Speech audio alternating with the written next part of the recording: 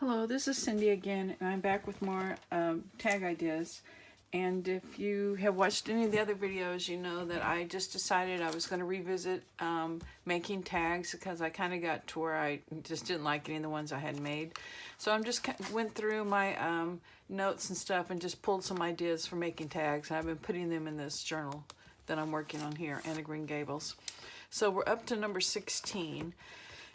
And number 16, I'm pretty sure I got this idea out of the Paper Craft magazine. And this was the sample I made up a while back.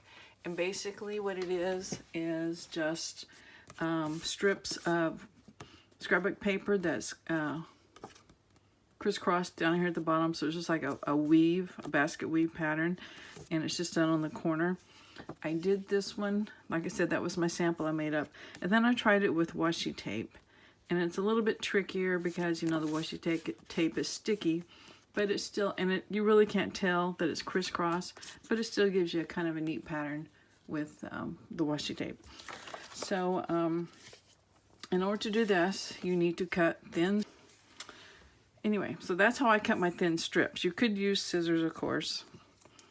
But anyway, so let's start with this. The thing I kind of learned by trial and error is to glue your ends first that are not going to be woven. So I'm just putting a little bit of glue down there just to kind of hold it. That'll hold it in place. Just kind of get it lined up. Well, except it's not going to be straight. So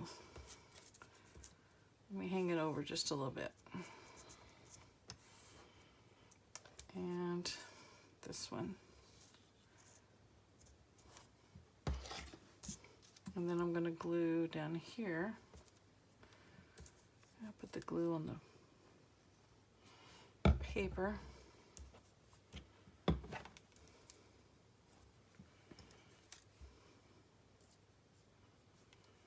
And of course, this is a square journaling card, but of course you could use, like I did, you know, the tag shaped as well.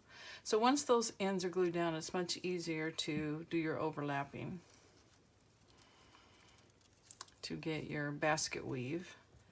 And then once you get that kind of lined out, you can just go back and very gently put some glue on it to glue it back down. Of course, it's not wanting to cooperate.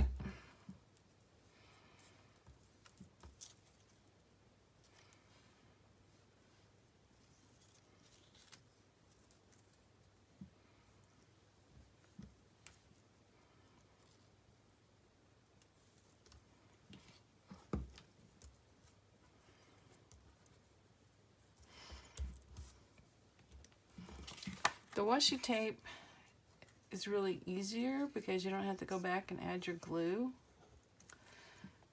But it's like I said, it's kind of wants to stick to everything as well, so. Anyway, there we go. And then you just go in and trim your ends.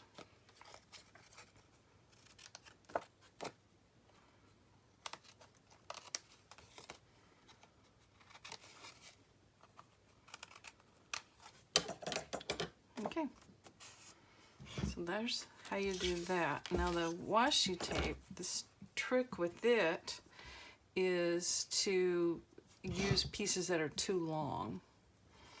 Let's see if I can find the beginning of this. So, oh, of course it tears. You're gonna go way over the ends or the edges. It just gives you something to lift up on besides right up against the edge of the tag. So you're just going to put down 2 strips and then get these down.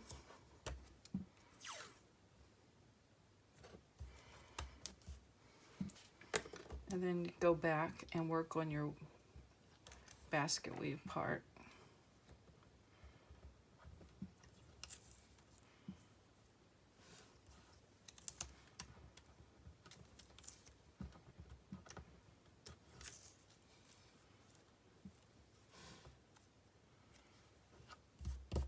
And that's it. You may have to go in later and re-glue part of your washi tape if it peels up, because I didn't bother putting the glue under it like we do a lot of times. So you just kind of have to watch your washi tape and see how it reacts.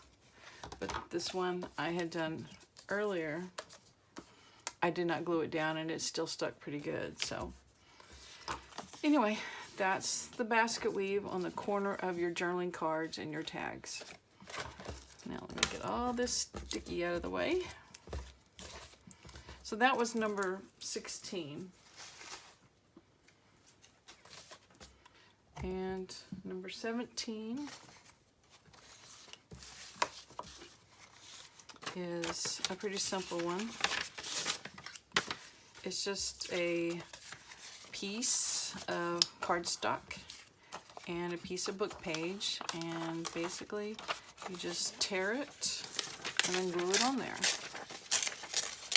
And it could be as wide or as thick as you want, depending on what kind of look you want. And I chose this paper, this book page. The book page I'm using is from the actual journal, the book I'm doing, making the journal over, Anne of Green Gables. So you can just catch snippets of the people's names and things in the book.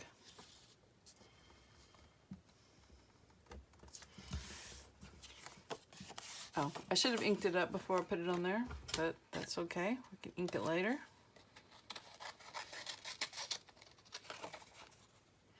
Just trim it, and there you go. Like I said, ink it up a little bit, just because this was a new book. The pages weren't aged any.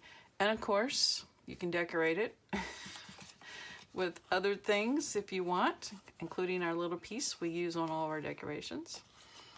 So it's just whatever you want. But anyway, very simple tag, but it has a pretty neat look.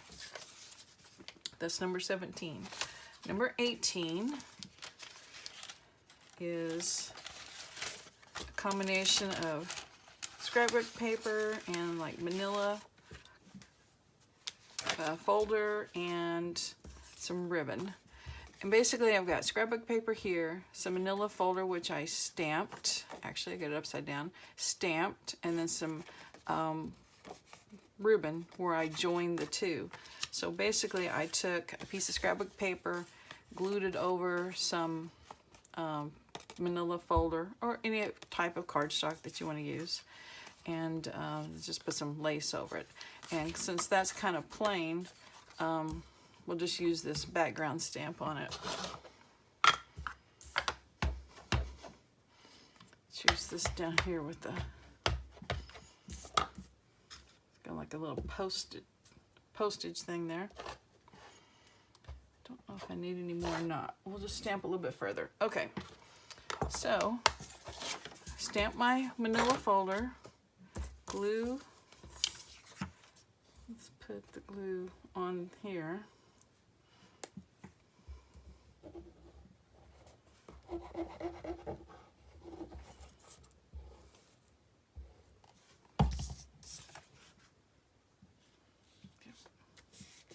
And of course that can go as high or low as you want.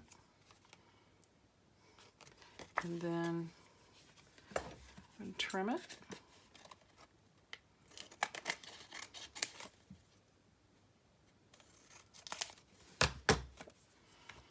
And you can either use lace, or I had a piece of rickrack as well, or you can use both. I think I'll use both. It's just to kind of cover that seam where those two have been joined, but I mean, you don't even have to put the lace or the rickrack on, either one. I mean, it could just be plain and it's fine.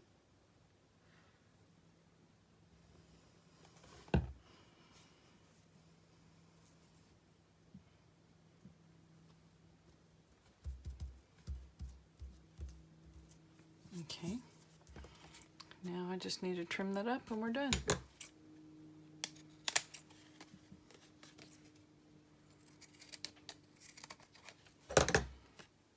There, another quick journaling card to put in your scrapbook. And of course, You can embellish it further if you want. So, like I said in my other videos, I'm not going to take the time to put a lot of embellishments because this is really not what this is about. So I just had this one generic decoration we use on every single tag. So this is number 17. Number 18. Or was that 18? That was 18.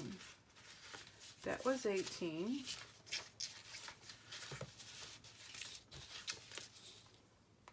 No, I guess that was 18. Yes, I lose count too fast. I can't even count 3 different numbers. Okay, this one is pretty simple too, but it's a pretty, and I like the effect of it. It's just a plain piece of cardstock or manila folder or some sort of thicker material with a piece of scrapbook paper over it. And I cut 2 holes and then I just laced through some sheer ribbon and tied a knot. So lots of times you'll see the decoration for, the ribbon on a tag in the center, but this just puts it over on the side. So real quick, we're just going to glue this on. And of course the size of the tag doesn't matter. You can just use scraps of manila folder, scraps of scrapbook paper. I use my distress ink to smooth out the glue. I'm just trimming the excess. And then I'm going to get that out.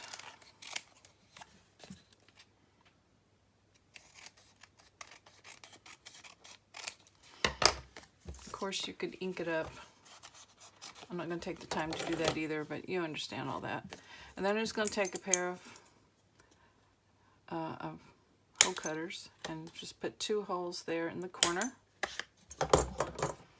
And then just whatever ribbon or lace you want to thread through there, just put the 2 ends through. There's one end. And here's the other end. Just pull it tight.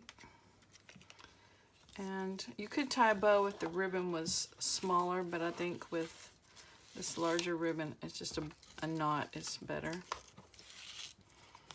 And then I'm just going to trim that a little shorter. And there you go, a pretty simple tag. Of course, like I said, you would ink it up, make it look a little better. That's number 19. Pretty sure that's number 19. Okay, let me make room for number 20. Number 20, I got the idea from, I know it was from Paper Craft magazine because I actually printed out the page that it was on because I loved it so much. So let me see if I can get that up there where you can see it. They call it a favorite author bookmark, but of course we're going to make tags out of them. But it's the basic shape that we're used to, tag shape, and they just did the author. Now I thought we can do the author of the book that I'm doing, which is L.M. Montgomery, who wrote Anne of Green Gables. And I realized that you're not always going to want to acknowledge the author of the book you're making a junk journal out of, but there might be some times when you would. So that's what we're going to do. And if you'll notice on these, they basically have a background paper, and this looks like it's got color blocking, so I'm not sure if they pieced together, like Franken paper on their tags, or if it was made like that. But so it's got kind of a patchwork paper. Then they have like a quote, the author's name, and a picture. So I kind of took those elements and went to my computer and printed out information on the author of Anne of Green Gables. So her name is Lucy Maud Montgomery. Here's a quote. Twilight drops her curtain down and pins it with a star. Here's 2 pictures of her. And then I had a page that I had cut the name of the title of the book I'm using out, so that, well, that gives me a little extra something. And then I went ahead and printed her dates. They didn't have the dates on theirs, but as a genealogist, I really like knowing the dates of when people lived and died. And it also gives me a concept in my mind about what time period she lived in. And, you know, whether it affects the book or not, sometimes it won't. But she was writing pretty much contemporarily for her book, Anne of Green Gables. And let me show you the one I made earlier, if I can find it. It's right here. Louisa May Alcott, who wrote Little Women. And she has a quote. I have a quote, and there's her dates. And I found 2 pictures. And I just made kind of my own patchwork background. And the reason I made Louisa May Alcott is because I have another one of these books, which I'm going to be doing next, a junk journal in this one. And if you saw the first video I made on these tags, I said that these are not old books. I think it was like 2007 or 2009, but I didn't feel too bad about, oh, this is 2005. Yeah, 2005. I didn't feel too bad about, you know, doing something with these because they're adaptations of the books. They're not the full-length book. So anyway, all right, so what you do basically is you're just cutting and pasting from, like I said, I went to Wikipedia, and since my authors were older, I didn't feel like I had any copyright issues with the photos, their photos. So I just copied and pasted from Wikipedia and put it on, I think I used Microsoft Word, and then I just printed it out. And I printed the dates twice because I wasn't really sure about the size. I feel like her name may be too big here. I may have to split it up, but we can do that. Let's get the quote. And I'm probably going to use the decal scissors for the quote.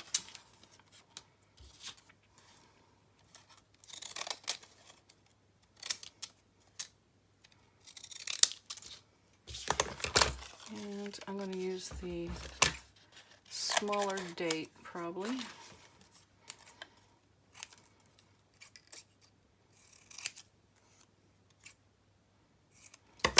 Okay, I'm just going to try to ink all this really quick.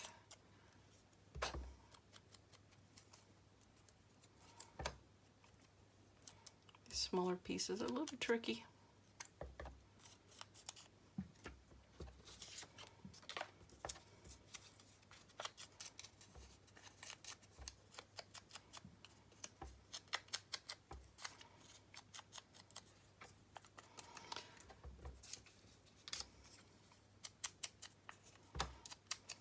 Of course, this idea, you know, if you don't want to do the author, you can just do maybe a character from the book, or it can just be a theme. It doesn't have to be a person. It could be like the time period of the journal you're making. See, I did not cut that very straight.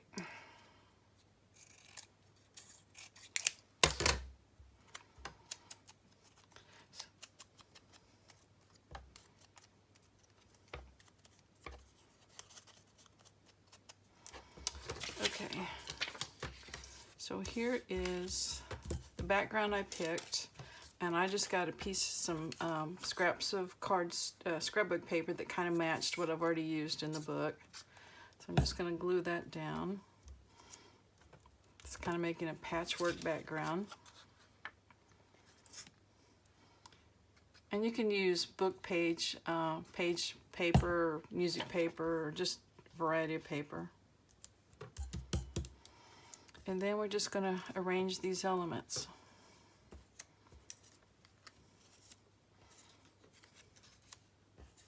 This is a picture of her when she was younger. So, included that.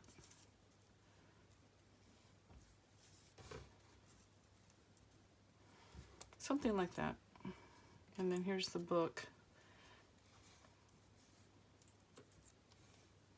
And if, on this one, it's probably her signature. She's probably autographed that picture for somebody, and it's on the scan, that whoever scanned that picture into Wikipedia. So you're just going to basically glue these down. Then you'll have a tag. And you can cut off the ears. Well, I call them ears. The top of the tag if you want, or you just leave it straight like I did on this one. My finger's stuck to the paper. There we go.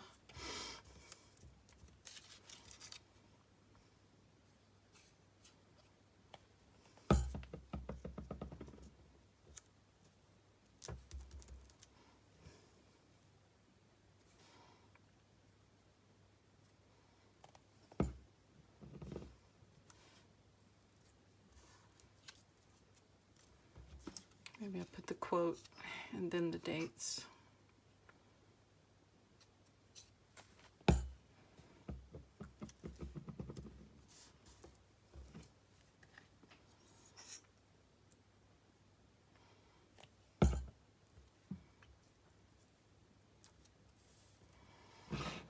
Okay, there it is. It doesn't take too long if you already have your elements together. It took a little bit on you know, copy and paste and stuff to Microsoft Word, but once I had it, you know, I just used one website and was able to get most of what I needed. So anyway, there's the two. The one for Louisa May Alcott, and then L.M. Montgomery, which is what is on the front of this book. They don't even tell you it's Lucy Maud, so I'm sure she probably went by her initials because of the time period she was writing in. There weren't too many women authors. But anyway, that's number 20. And this was 19, which is the just a piece of cardstock or scrapbook paper with 2 holes punched at the top at the corner and lace or ribbon threaded through. Then we had the manila folder with some background stamp on it, some scrapbook paper, and then some ribbon or lace to cover up where the 2 pieces come together. We had a simple one, which is just a cardstock, piece of cardstock with book page torn and glued onto it. And then we had one that was a basket weave design in the corner, done with washi tape and done with some scraps of scrapbooking paper.